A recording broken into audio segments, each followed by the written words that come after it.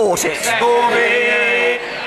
It really is time, Mr. Speaker, that the Prime Minister acknowledge she's got to move on from the red lines she's put down in the first place.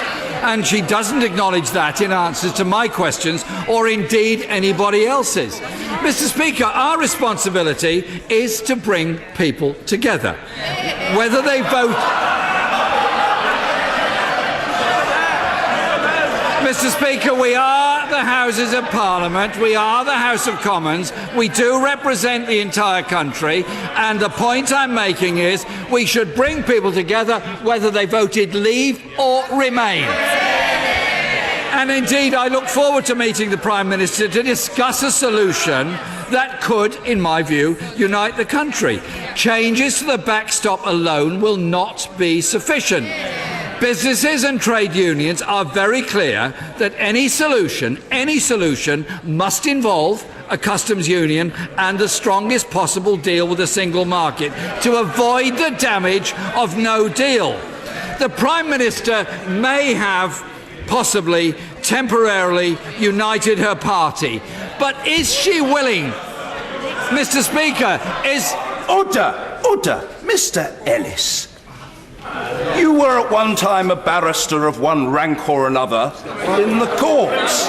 There is no way that you would have been allowed to shout from a sedentary position in that way, and the judge would have ruled you out of order. I don't know whether that's why you stopped practicing law and came into Parliament. Behave yourself, young man. You can do so much better when you try. Jeremy Corbyn. Speaker, as I was saying before, I was so rudely interrupted.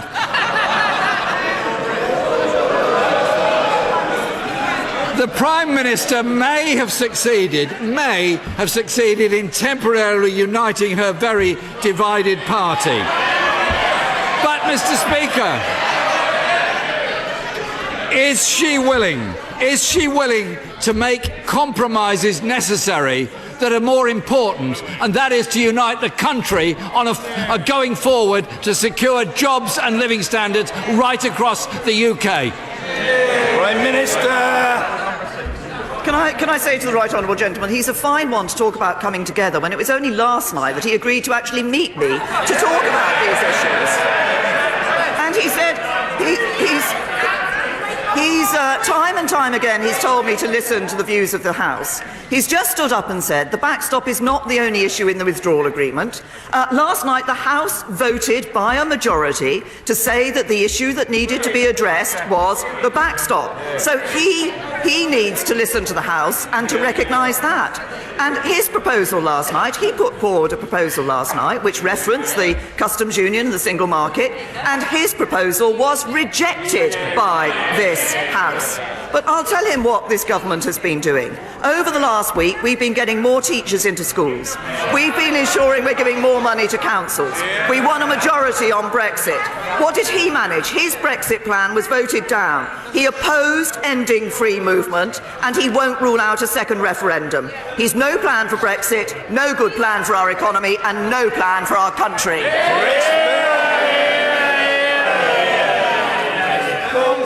Thank you, Mr. Speaker.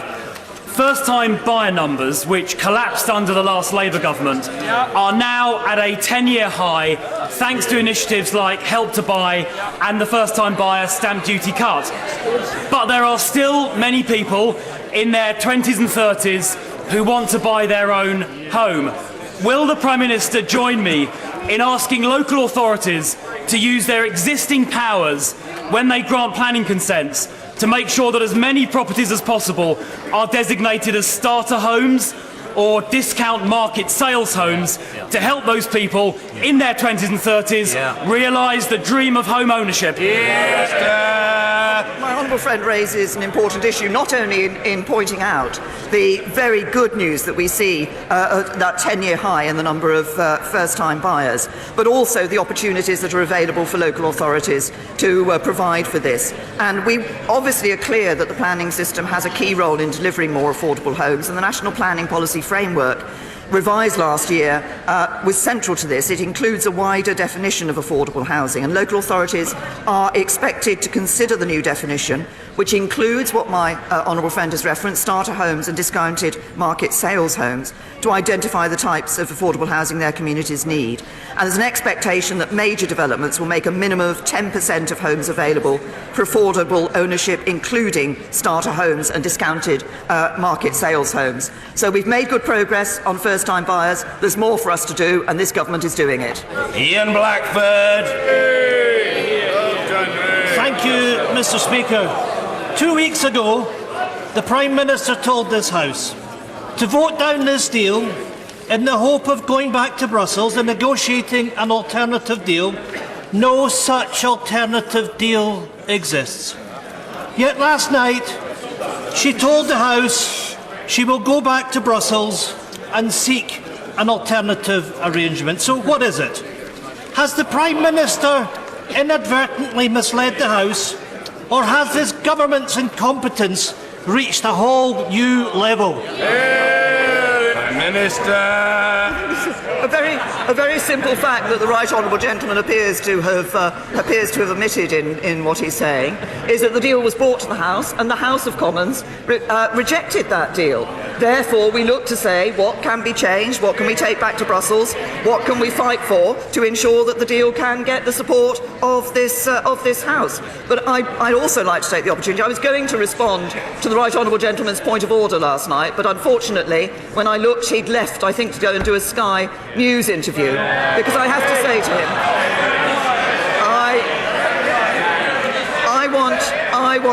I want to just confirm absolutely the commitment of this government to the Belfast Good Friday Agreement. And the remarks the right honourable gentleman made last night in relation to that were frankly irresponsible. Ian Blackford.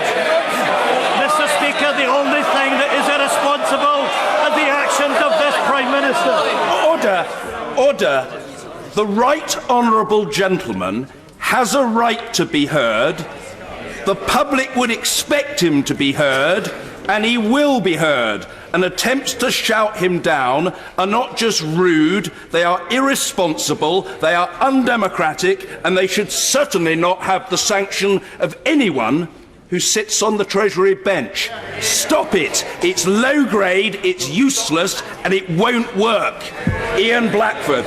Thank you, Mr. Speaker. That was a graceless response from the Prime Minister, who is acting with sheer irresponsibility. And I have to say in her answer, what she demonstrated is, here are my principles. If you don't like them, you can have some more. Mr. Speaker, last night a majority of Scottish MPs rejected Brexit. The Scottish Parliament, the Welsh Assembly, and this House...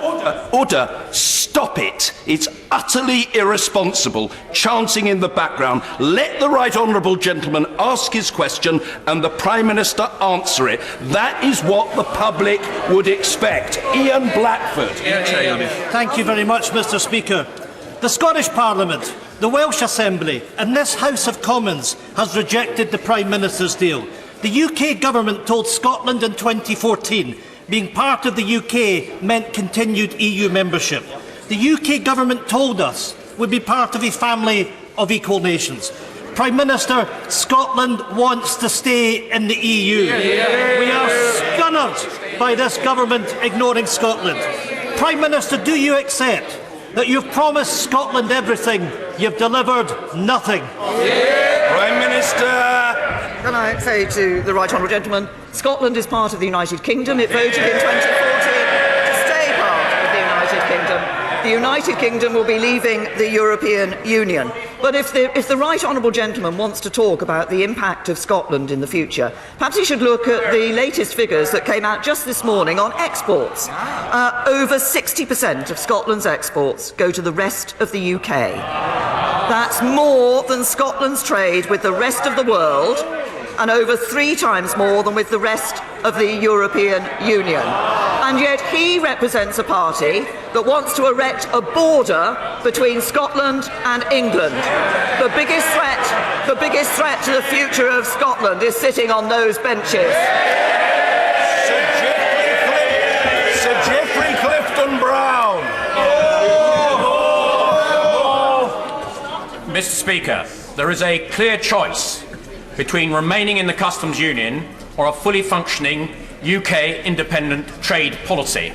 Does my right honourable friend think it is time that the Leader of the Opposition alters his red lines, repeated twice in its question time, accept the will of the British people and allow businesses to thrive in a post-Brexit world by having a free trade policy? Prime Minister! My honourable friend is absolutely right about what we are aiming to ensure that we get from the leaving the European Union, which is that ability to have that independent trade policy. That is so important for us as we leave the European Union. Yes, I want to have a good trade relationship with the EU, but I also want to ensure that we are able to have an independent trade policy with those trade deals around the world, and that this country should be a champion for free trade around the world. That's the way, not only to enhance our economy and to bring jobs to this country and enhance our prosperity, but actually that will be of benefit for countries around the world, including some of the countries whose economies do need to be helped and improved. Some of the people who are some of the poorest in the world will be helped by those trade arrangements. That's what we are going to deliver. That's our commitment to the British people, and as my honourable friend says, it delivers on the result of the referendum. Andy Martin! Thank you, Mr. Speaker. My constituent Lynn Sherman, who has 2 terminal illnesses, reapplied for her PIP on the 19th of September, but did not receive a home visit assessment until the 6th of January. Shame. She has still not received a decision on her claim. Does the Prime Minister consider it fair or sensible that in addition to losing her benefit, Ms Sherman has also lost her blue badge, her bus pass and her carers?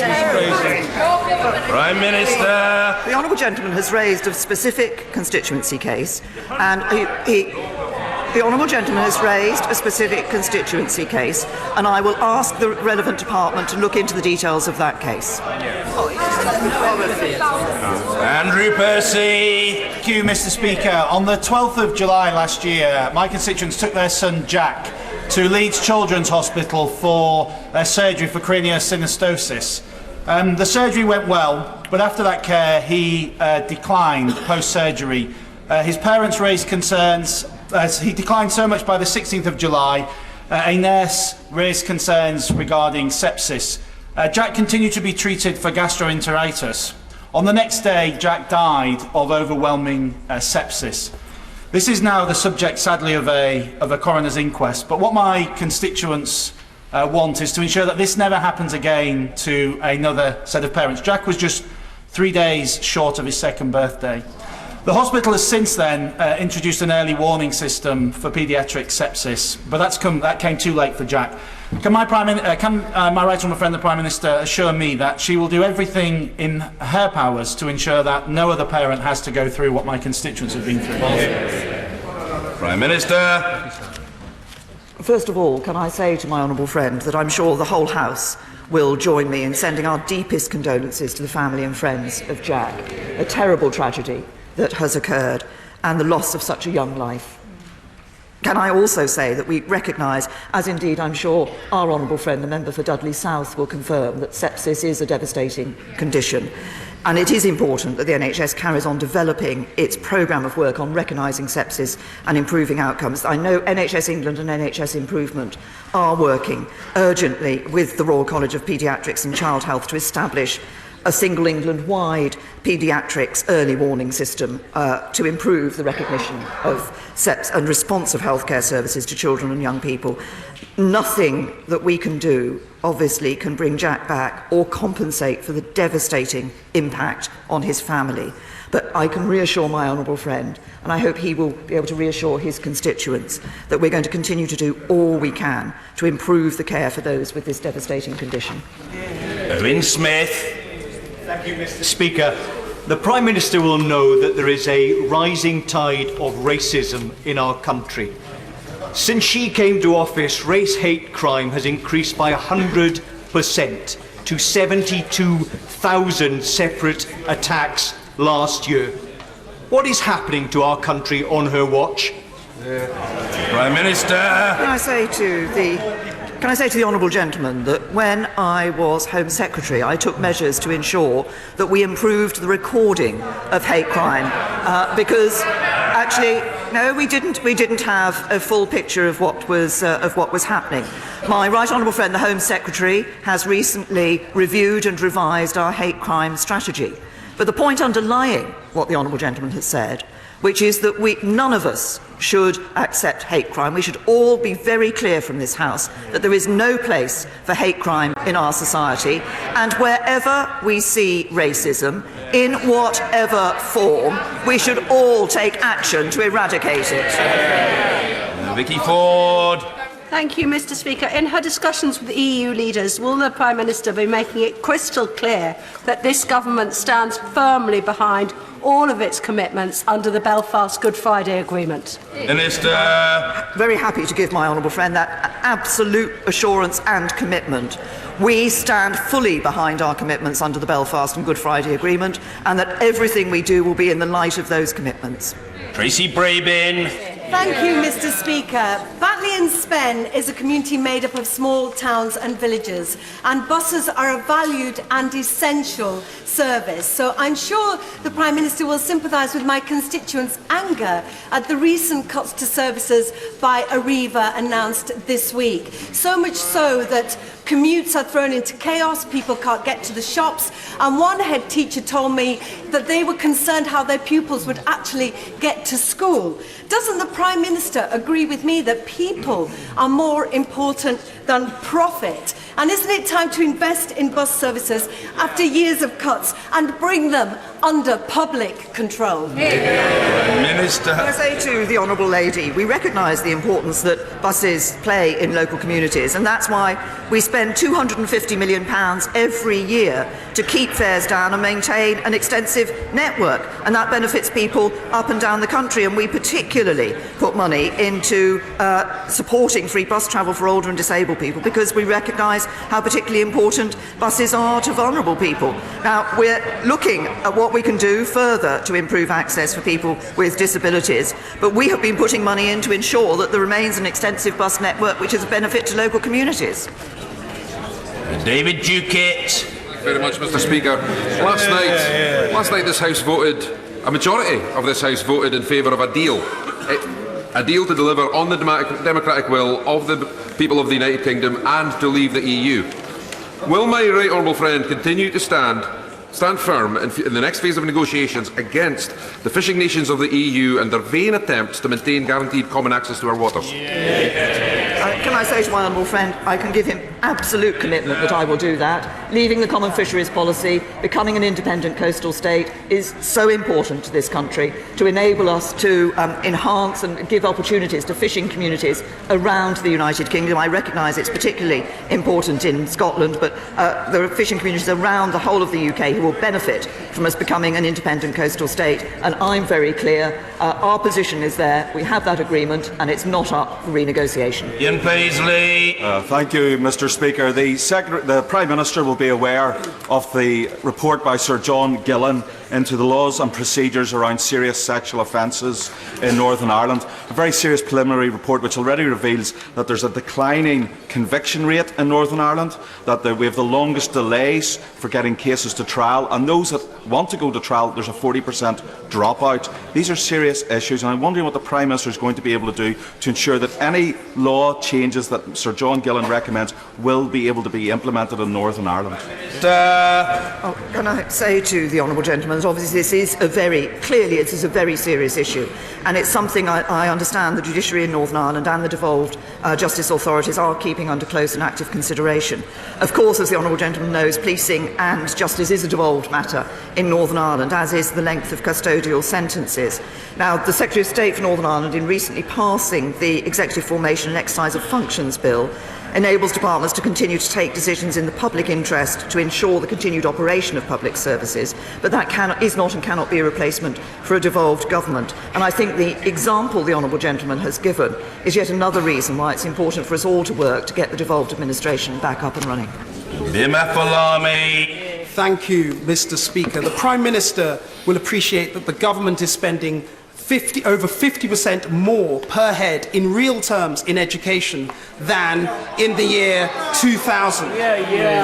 Achieving much better results, might I add, Mr. Speaker.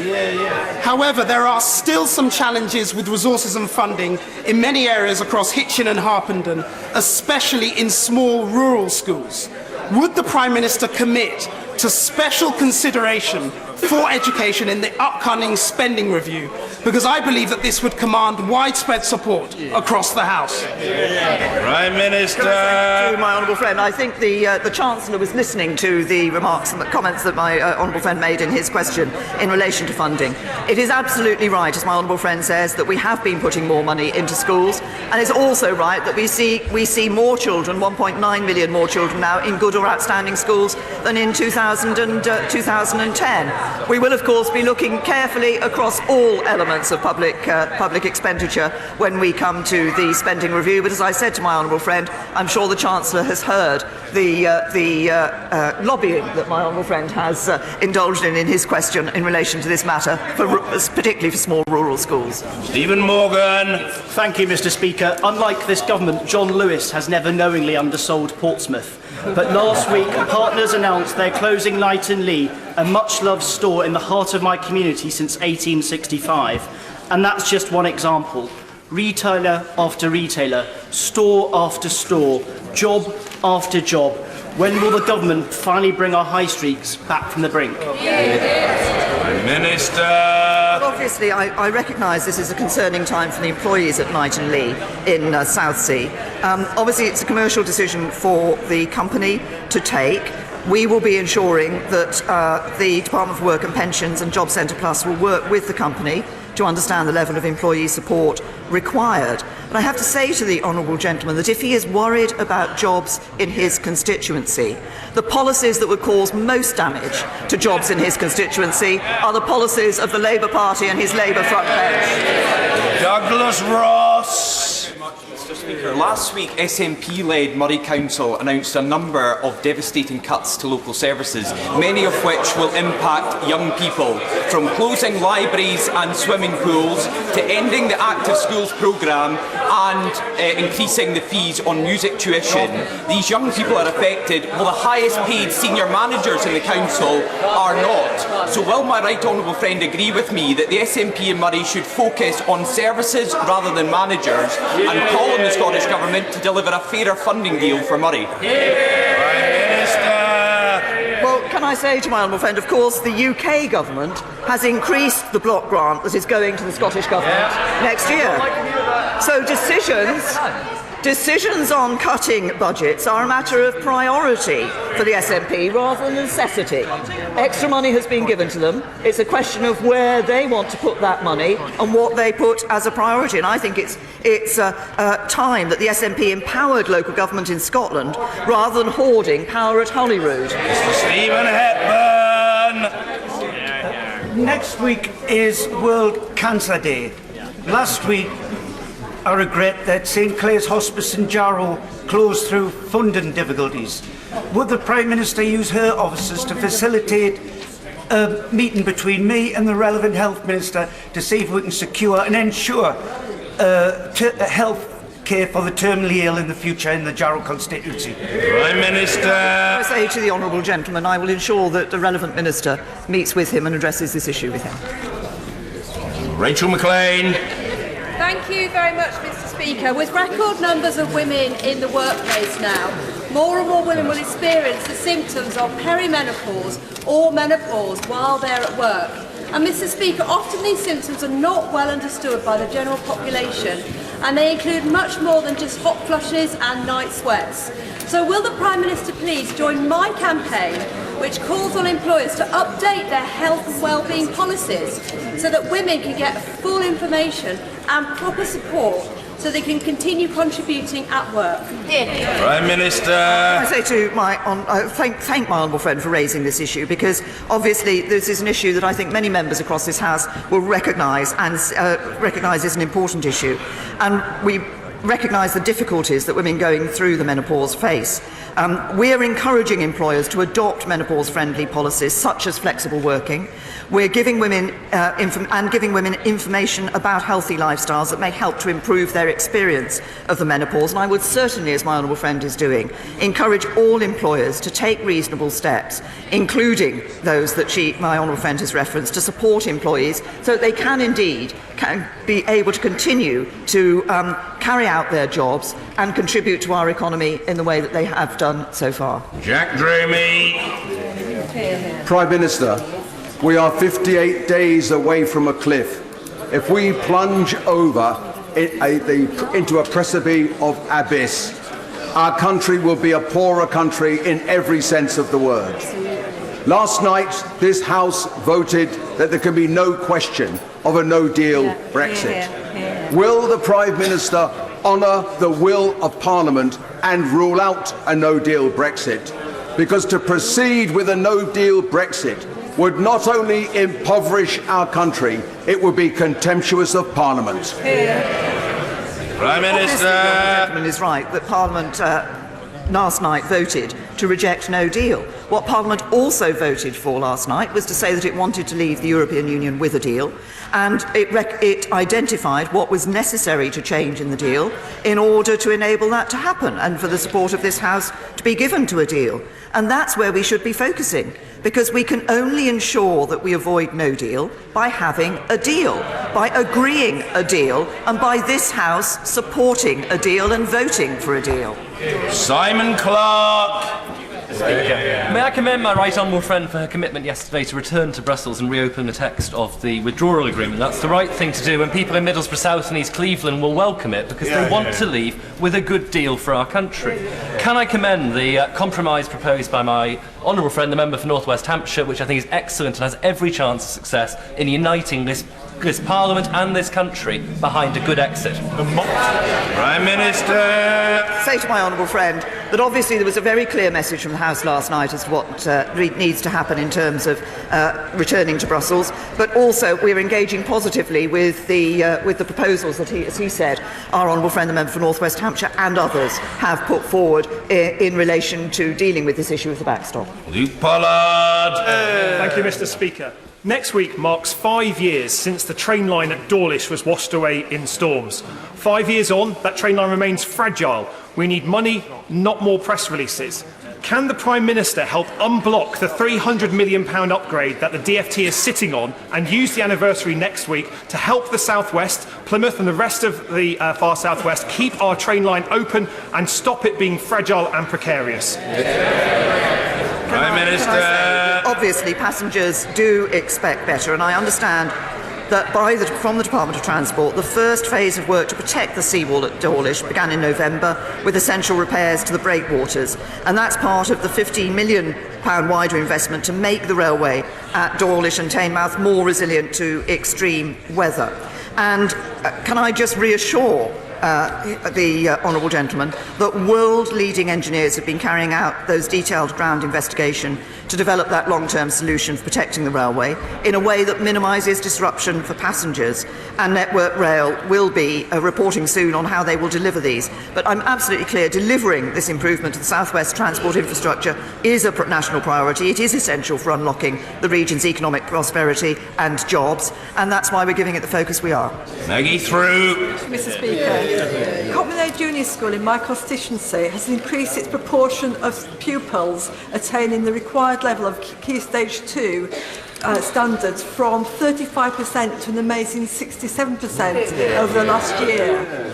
Will my right honourable friend join with me in congratulating the pupils, the teachers and the head, Simon Robinson, and 13 other primary schools across Erewash for all improving their Key Stage 2 performances? Prime Minister. Honourable friend, I'm delighted to hear of the increased performance at Cotman Hay Junior School. We are seeing the education of children being improved regardless of where they live or their background, so that they can get the education they need to fulfil their potential. I'm happy to join my honourable friend in congratulating the pupils and the staff of that particular school, but also of the other schools she's referenced across her Erewash constituency who have seen these improvements. These are important for the future of those children. Marsha de Cordova. Thank you, Mr. Speaker. Speaker, yesterday evening MPs from across the House voted against a no deal, an outcome that the TUC warns would be devastating for jobs and which the CBI this morning says businesses will be speeding up preparations for. The people hit hardest by a no deal will be the ordinary people in Battersea and across the country. So will the Prime Minister finally listen to this House, to trade unions, to businesses and to our constituents and categorically rule out a no deal? Minister. To the Honourable Lady, the House rejected no deal last night, but I hope that she, when the time comes, will play her part in avoiding no deal and will vote for a deal. Mark Harper. Mr. Speaker, the Prime Minister knows that I want to make sure we leave the European Union on the 29th of March. She knows, regretfully, I couldn't support her deal 2 weeks ago because of the backstop, its impact on our relationship between Great Britain and Northern Ireland, and trapping us potentially in a customs union. I welcome the fact the House gave a clear majority yesterday to renegotiating the backstop. If she can deliver that, then I will vote for her deal, and I'm confident that will be a sustainable majority to get it through this House and the legislation. So can I ask my right honourable friend, tell the European Union there is a majority in this House for that deal to get us out of the European Union on good terms, and I would ask my colleagues to give the Prime Minister space. They're not going to crumble tomorrow. We're going to have to hold our nerve, and we can be successful. Prime Minister. Can I say to my right honourable friend, he is absolutely right about the importance of the vote that took place last night, because that vote, agreeing what it was necessary to change in the withdrawal agreement in order to achieve a majority across this House, winning that vote with a majority, gave a very clear message to the European Union that actually a deal can go through this House, but it has to be a deal that recognises the concerns that the House has expressed across the whole of this House in relation to the backstop. That is what I'm going to be going and fighting for, the change that this House has been very clear it wants to see in the future. And then, as my right honourable friend says, I'm confident we can see a sustainable and substantial majority across this House for leaving with the deal. Will McDonough. Mr. Speaker, Anna is a carer for the elderly. She lived with her girls in a flat above Barclays Bank. Because her husband left, she cannot pay the rent without claiming universal credit. She does not have a guarantor, so Barclays agents are evicting her. Another private landlord evicting a hard-working family on universal credit. Will the Prime Minister intervene and ask Barclays to grant her a tenancy so that her girls are not just two more in the 130,000 children in this country in temporary accommodation? Prime Minister. To the Honourable Lady that obviously, again, like one of her honourable friends, she's raised an individual constituency case, and the details of that individual constituency case, I will ask the relevant minister to look into that case and be in. Well, she's asking me to take a position purely on the question that she has asked me. I am asking the minister in the relevant department to actually look into the case and to be able to assess that case and to respond to the honourable lady. Nigel Huddleston. Thank you, Mr. Speaker. This afternoon we shall be debating the crime bill, which amongst other things will facilitate the cross-border exchange of data, which will enable us to investigate crimes such as terrorism and paedophilia. Is it the responsibility of all of us in this House to wholeheartedly support that bill? Yes. Prime I Minister. say to my honourable friend, absolutely, yes, this is a very important bill in the impact that it will have. I'm sure everybody across this whole House wants to ensure that we can deal with terrorism, with paedophilia, and indeed with other organised crime. Exchange of data is an important way of doing that, and I hope everybody will see the importance of the support for that. Mr. Nigel Dodds. Mr. Speaker, in recent days we've heard the Irish Prime Minister talk about bringing his troops up to the border in the event of a no deal. We've heard the Irish Deputy Foreign Minister talking of people jumping out of windows. Isn't this highly reckless talk, extremely dangerous in the present circumstances? That sort of rhetoric should be toned down. and instead focus on what Michel Barnier said the other day, that even in the event of a no deal, we would sit down and find operational ways to have checks and controls away from the border. Isn't that the way forward? And it blows a hole in the entire concept of this backstop. Minister!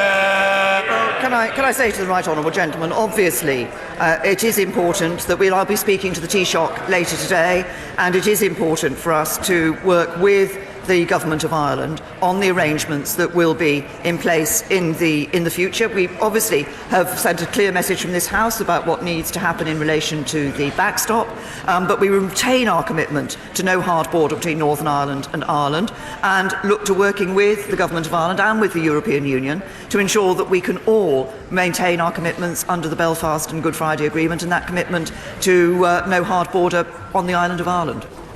Bob Blackman. Thank you, Mr. Speaker. Last Sunday we commemorated Holocaust Memorial Day, when we remembered the darkest period in Europe's history. Will my right honourable friend join with me in thanking the Holocaust Educational Trust, its youth ambassadors and the incredible survivors who give their personal testimony to young people so that they will remember what the ultimate destination of racial hatred and anti-Semitism truly is. Prime Minister. He's absolutely right to raise the excellent work that the Holocaust Educational Trust does. And the youth ambassadors. I've met some of these youth ambassadors who have understood the importance of learning the lesson from the Holocaust, understood the importance of acting against anti-Semitism wherever it occurs, and indeed of wider racial hatred. And also, as my honourable friend says, the survivors from the Holocaust, who have given their time to ensuring that nobody is in any doubt about where man's inhumanity to man can lead. They have done a really important job, and I pay tribute to them and to their continuing work. It's important that we all recognise the terrible things that can happen when we let anti-Semitism occur. We should all be fighting against anti-Semitism wherever it occurs. Finally, Liam Byrne. Thank you, Mr. Speaker. In the cold of Sunday, Kane Walker was found dead on the pavements of Birmingham.